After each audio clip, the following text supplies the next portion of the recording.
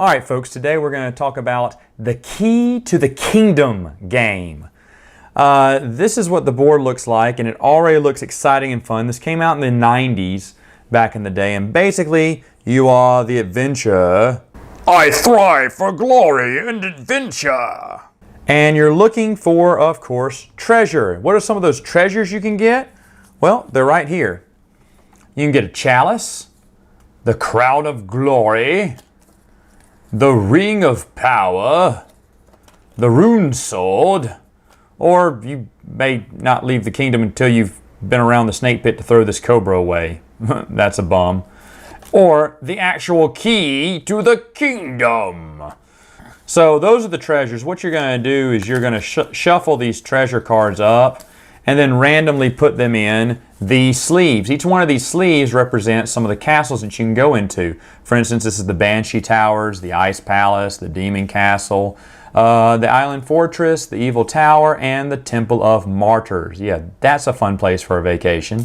Anyway, so once you do that, you put them off around the place. There's other cards you can deal with too. You're going to get some equipment cards. This is what they kind of look like. Everyone will get an axe, a net, a shield, a sword, a rope, a grappling hook, fire, and of course, food. You will sometimes have to use these depending on what kind of rolls you make on this sweet 8-sided die. If you do not make the proper roll, you're going to have to lose that item, possibly. Don't worry, you can get them back later on in the game and I'll show you how. Other cards that they have are these deep magic cards. Deep magic cards do special things that I will explain in a minute. They don't really explain what they do here, do they? That kind of sucks. All the deep magic cards are the same. There's only 6 there. There's only one way to get them, and I'll explain how in a minute. Also, other things you have in the deck is a deck of monster cards. These are red. And these would be the different monsters that you'll be fighting in some of the dungeons. Now look at this weird selection of monsters. The Giant Firebrand, the Mad Monk, the Dark Archer, the Voodoo Spectre, the Dreaded Druid, Swamp Lizard, Skull-Eating Cyclops, that looks just like one, the Creeping Cockatrice, Alien Stalker, Hellhound, Odious Orc, Terrible Tarantula, Evil Knight, Mutant Scorpion, Deadly Fire Drake, Venomous Vampire. Yes, there's vampires in this. Pit Genie. What? Slime Toad, Battle Ogre, Treacherous Troll, the Putrid Poltergeist, the Insectoid Witch. How weird is that? Goblin. Just Goblin. After all those awesome names, then we get to just Goblin. Wearing a fedora. Anyway, you have the Minotaur Monster, the Dragon King. That looks awesome. The Gargantuan Cockroach, Cantankerous Gnome, Corpse Master, Demonic Dwarf, and a friggin' flying werewolf. He's flying with wings. You'd randomly, of course, shuffle this deck, and that's the monster they would have to play. So after a few rounds or after a few games of playing Key to the Kingdom, you'll probably make it through these. As you see, there's stuff you have to do. If you don't have this, you do this. If you have this, you do this. It tells you what the consequences are of each one. Some are impossible to beat. Some, a lot easier to beat than others. But first, I'm getting ahead of myself here. Where are you going to start in this game? Well, you see this little start here, that welcome to the start of the kingdom. That's where all your players go. And believe me, there's a lot of players here. You also have, the villain, a Demon King. And the Demon King, whatever number you roll, the Demon King will go to that number on the board. And as you see, they got these little Demon King signs all around this board. And you have to move the Demon King first. So let's say I moved to 2. Well, that would be the 2 right here. And what I'd have to do is place the Demon King there. Now, what does that do? That means anyone who is on or next to the Demon King automatically goes to the nearest dungeon. And there's rules for getting out of a dungeon. In fact, there's so many rules for all the hazards you have to face here. They have a hazard handbook that you're going to use quite often unless you play this game a billion times and you know the rules already. So looking at Key of the Kingdom, You're going to roll the die and you're going to move your man anywhere across the board. Like you can move in one direction one way and another direction the other way if you want to. You cannot go back and forth during the same roll, of course. There are other icons on the board. As you see here, we have white arrows. When you come to a white arrow, you must stop your movement and check out the hazard handbook to see if you can get around that particular hazard. Like this is the snake pit. As you see over there, we have the spider's web. We have a wild boar here, a rat's nest here, a swamp here, a sleeping giant up there. So a lot of cool things that can get in your adventurer's way if you're not careful.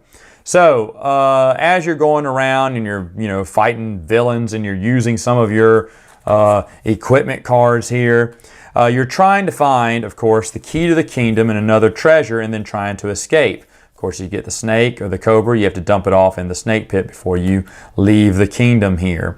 But one of the coolest things about this game is if I go 1, 2, 3, 4, 5, I can land in the middle of the whirlpool. That is a space. What happens when I go to a whirlpool? Well, a whole new world opens up. Yes, look at that. A brand new world that goes side by side with the regular board there. We just expanded it. But wait, what? There's another one. What if I put him there? What happens? Well, magic, my friends. If I can open this. Boom. Now look at the board. There's the box. And now look how big our board is. So wide, I can't get it in the same shot. That is unfriggin' believable. There is a whole nother world for you to explore. And guess what? If you were to go back and hit in the whirlpool, the thing would close back up. But you can still play this part over here as long as this board is still going because they still match up. So there's different ways to set up the board depending on who's hitting the whirlpools. And as you can see here, some of the art that they have just as wonderful. There's the wizard. Basically, you can visit him once per game. If you complete his challenge, you can get all your equipment cards back because you will lose equipment cards in this game. Or you can get one of the treasures, which is really neat because you don't have to fight the monster in that temple or wherever. The Ring of Stones. This is where you can also get replacement cards for equipment. Maybe I think 3 is what they said. Or you can try out for one of these Deep Magic cards. Now, what the Deep Magic card does is it just prevents the board from folding out. Not in, it prevents it from folding back out. Now, why would you need that? Well, because some people have to go back in here to maybe get some treasures. Now, they have other things here that are really cool to look at. As you see, there's the skull pit. There's this creepy forest. There's a tiger's den. Look at that thing on the broken bridge there. You also have other bridge here that it's an evil tower bridge. You have to put these in, these little things that snap into those holes. And there's a way to get across the bridge with all these pieces. But each one is a challenge to get around the board. And if you fail, sometimes there's alternate routes you have to take.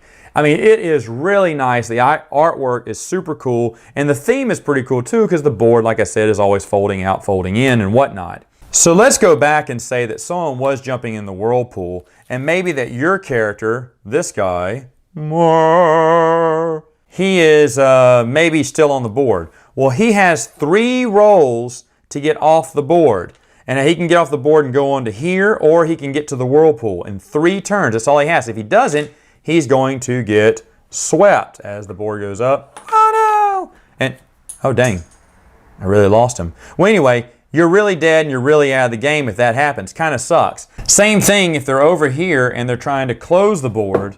You have 3 tries to try to get to that whirlpool or get off the board into the other, the other level here, the other board. If you don't, it folds in on you and you die. So you can get out of this game. But anyway, first person to find, the key to the kingdom and a treasure can escape back out this way and win the game. However, watch out because other players can land on your character and steal the key to the kingdom. Now they're going to keep those treasure cards within these folders so the person cannot see which card they're stealing. So they may get the key to the kingdom, they may not. They may luck out with 0 and you could still make it out in time. They do have another rule set here that says, first one out, I guess it's a run for second place to see if you can make it in so many rolls to get out, then you can be safe too. But there is only one winner in the key to the kingdom. Like I said, use this hazard handbook. You're going to be flipping through this a whole lot unless you play a dozen games there. So that is Key to the Kingdom, a whirlpool of fun, fantasy, and adventure. So what did I think about Key to the Kingdom? Well, as you know, I love retro board games, almost as much as a lot of the new games that are coming out. I love to see what a good retro board game looks like Fireball Island. Love me some Fireball Island. But of course, that had the nostalgia factor going with it too. Key to the Kingdom, I never heard of or had growing up, so it doesn't have the nostalgia factor for me. Okay, but that didn't hurt my review of It from the Pit. I love It from the Pit. We still play It from the Pit. Every one of my friends love playing It from the Pit. It's a really fun, fast, and frenzied game, and I really lucked out getting it. And I didn't have any nostalgia about it because I didn't even know about that as a kid either. This game does not have that fun. For me, it doesn't. Maybe for nostalgia, you may want it. It may be worth a lot to you for that reason. For me, you know, I went in, I looked and saw a few things about it, read a few things about it. I see it on everyone's top 10 of the 90s board games. I was like, man, that looks like a game I have to get. It looks like so much fun. But in the end, it ended up being kind of boring. You always have to check the book. There's always a lot of pauses. The game moves kind of slow. Even though it looks really cool. I mean, it looks awesome. And it wasn't a good investment this time. I struck out this time. What can I say? If you like Key to the Kingdom, you grew up playing it, please let me know in the comments what you liked about this game, because I didn't see much about it. I mean, you know, yeah, I kind of regret the money that I spent on it, but at the same time, I had to go for it, and you know I was going to hit a dud one of these times. You know, very rarely do I review dud games, but I think this is definitely one of the dud games. I mean, we'll try it a few other times because I want to like it, because the theme looks cool. Like I said, those monster cards are just off the wall crazy, and it seems like a game, it should be fun, but like I said, just so slow to move and do adventures and look up things and see if you can cross this bridge in 2 rolls or whatever. I don't know, it just wasn't for me. Anyway, folks, that's my review. Hope you liked it. Until then, gamers, game on!